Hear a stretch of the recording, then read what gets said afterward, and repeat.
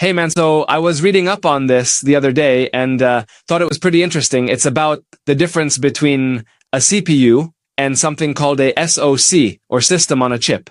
You know how in a regular computer you've got a motherboard with a CPU and then you've got all these other parts like RAM, a graphics card, and different buses that connect everything together? Well, a SOC basically crams all of that into one single chip. Let me break it down a bit more. A SOC, system on a chip, is this tiny integrated circuit that packs in a bunch of key components you'd normally find spread out across a motherboard. That includes the CPU, memory, input, output stuff, storage control, and sometimes even things like a GPU, Wi-Fi, or radio frequency processing, all in one chip. It's super efficient when it comes to power and makes the whole design way simpler. They usually work with their own dedicated memory and flash storage, and sometimes those are stacked right on top of each other in what's called a package-on-package setup. You might even see them working alongside other specialized chips, like cellular modems. Structurally, they're kind of like microcontrollers, but way more powerful.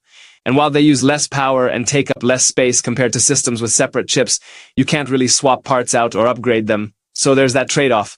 They're super common in mobile and edge devices because they're small and don't burn through battery. Think smartphones, tablets, smartwatches, all that. In fact, SOCs have actually influenced how a lot of modern hardware is made, pushing things toward tighter, more efficient integration. Now, when it comes to CPUs, especially the multi-core ones, they're beasts. Super fast, great for all-purpose tasks, and you can mix and match them with other components depending on what you're building. But the downside is, CPUs need more physical space and eat up more power, so they're not great for smaller or portable devices.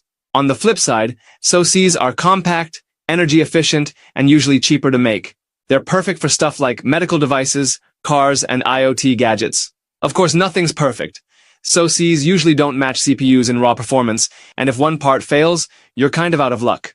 Plus, designing them takes more skill and time, which can slow down how fast new products get to market.